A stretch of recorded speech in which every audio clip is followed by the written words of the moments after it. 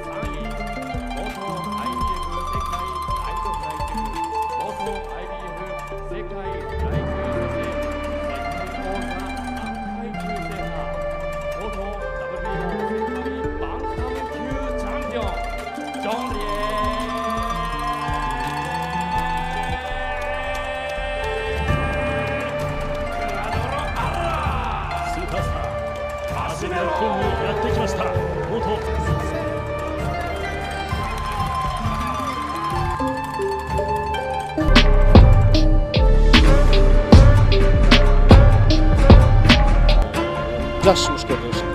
Явуулж яаштай. Бөөрөө. Илүү житэй. Килограмм.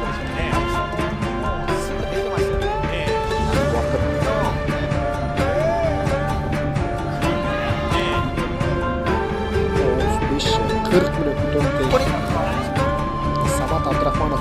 注力高いですね、今日は。はい。潜在。結構ポンポンといってもいいですよ。Cuando lo hace abajo lo hace bastante bien. Va en la izquierda. Puso en malas condiciones al japonés. Parece que va a caer. Es cuestión de tiempo. Ya le trae la cabeza de norte a sur, Julio. Y a ver si no cae. Isa sa pinakamalakas na Meksikano ngayon ay si Luis Pantera Nery, ang kaisa-isang boksingero na nagpabagsak kay Naoya Inoue, at tila ba makakalaban na ito ng ating pambato na si Cuadro Alas Janrel Casimero. Magandang laban talaga ito dahil hindi basta-basta ang boksingero na Mexicanong ito. Narito ang highlights ng mga laban nito.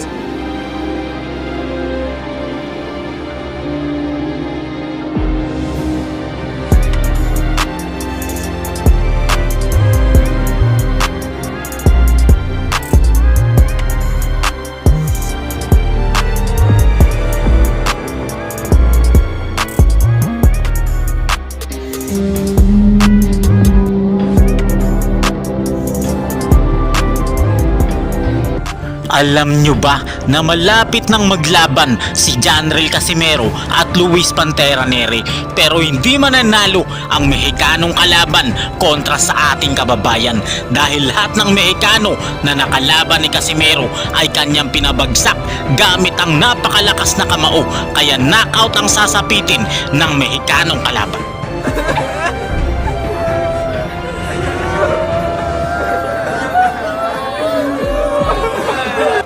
Paano pinasuko ni Cuadro Alas Janrel Casimero ang buong bansang Mexico nang talunin nito ang lahat ng Meksikano na nakalaban ng ating boksingero? Casimero is no joke, he's a real killer. Ang bansang Mexico ay kilala sa buong mundo sa pagkakaroon nito ng magagaling, matatapang at di-kalibreng boksingero, at ang bansang Pilipinas naman ang naging katapat nito na kontrapelo.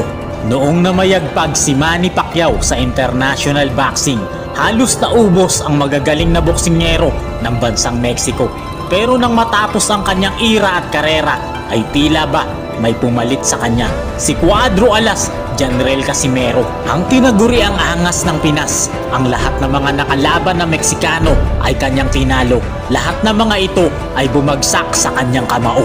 Araw ng Sabado, July 24, taong 2010, dumayo ang bagitong si Casimero sa bayan ng pinakamadadayang hurado sa Polideportivo Centenario Los Moches, Sinaula, Mexico para harapin ang kanilang ipinagmamalaking pambato, ang rising star noon ng Mexico na si Ramon Garcia. Tinagurian siyang prinsipe ng Mexican boxing dahil sa napakagandang record nito na 12 panalo, 8 sa pamamagitan ng KO at 1 lang ang kanyang talo, habang undefeated naman na may 14 na panalo ang ating pambato. Winasak talaga ni Casimero ang Meksikanong ito na pinakaunang nakalaban niya sa kanyang pinakaunang pagdayo sa bansang Mexico.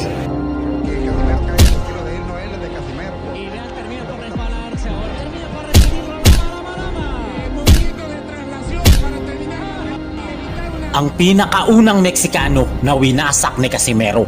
Dahil sa Meksikanong ito, natuto ang tinaguri ang pinakamaangas na boksingero ng Pinas na kailangan talagang patulugin ang kalaban kapag siya ay dumadayo sa laban. Dahil kahindik-hindik na dayaan ang ginawa sa ating kababayan. Mula kay Pedro Guevara, isang undefeated na Meksikano, rangsaging na nabuwal ng makatikim ng isang napakalakas na suntok galing kay Cuadro Alas, Janrel Casimero.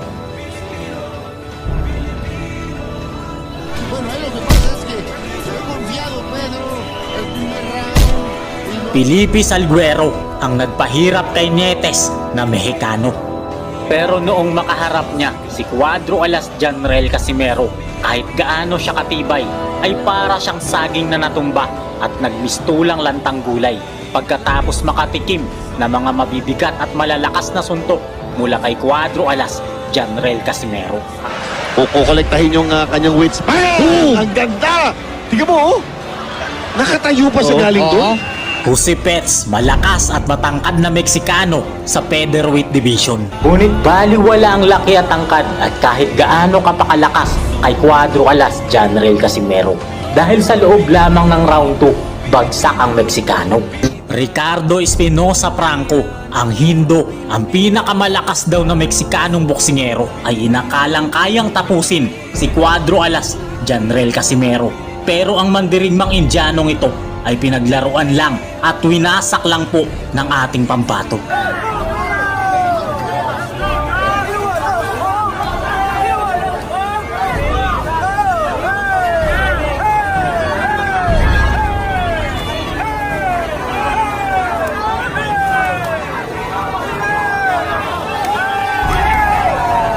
Cesar Ramirez, isang dekalibreng boksingero ng Mexico na nagpahirap kay Cuadro Alas Janrel Casimero. Oh, down! It's down! It's down! And I think it's out! It's over! That's it. Oh, what a... We knew it was happening.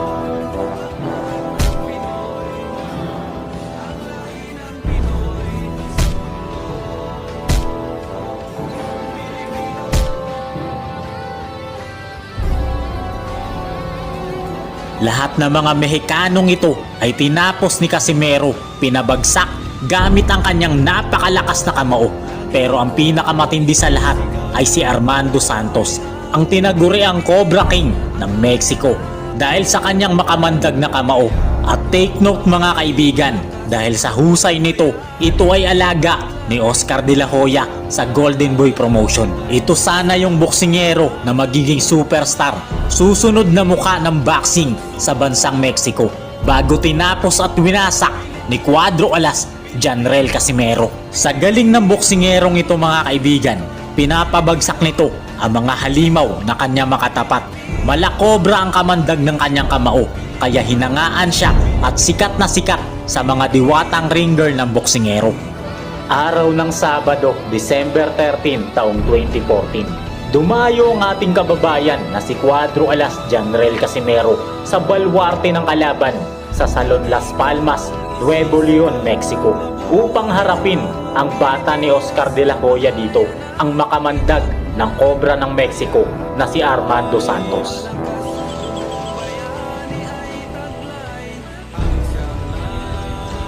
Ang laban na ito ay ang main event ng torneo at si Oscar de la Hoya din ang promoter ng laban na ito.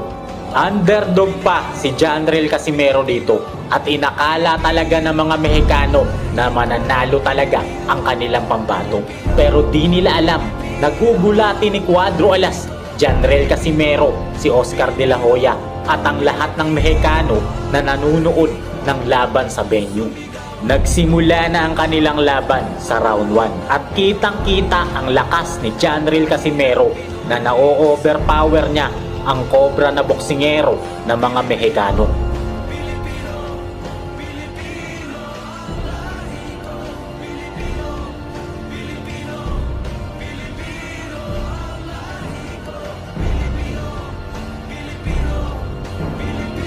Mismatch talagang laban dito dahil napakalakas at napakagaling ni Cuadro Alas, Janriel Casimero.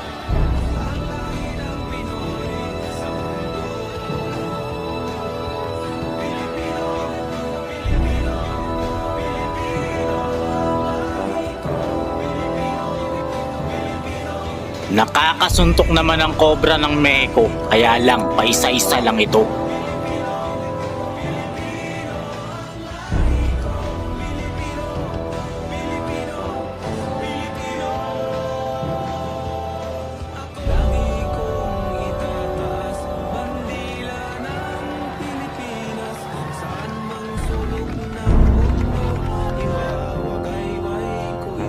Halatang halata dito ang pagkakaiba ng katawan ng dalawang boksingero. Napakalaki ni Armando Santos na cobra ng Mexico, habang payat naman si Cuadro Alas na ating pambato. Pero mas madiin pa rin talaga ang mga suntok ni Janriel Casimero.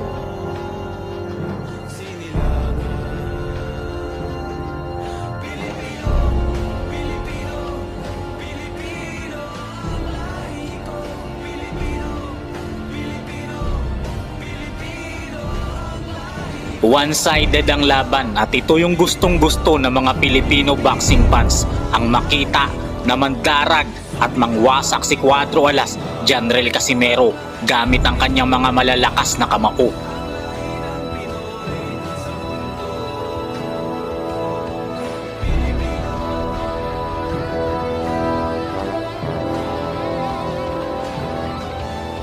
Hindi naman basta-basta nagpapatalo ang cobra ng Mexico at pinapakita na rin na kaya niyang manalo laban kay Cuadro Alas, Janriel Casimero.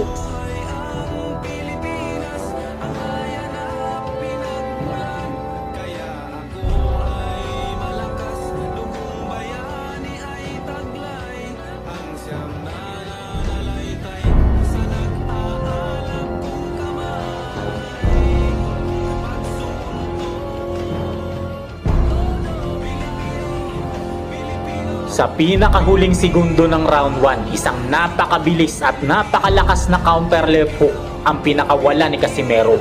Parang saging na nabuwal ang cobra ng Mexico.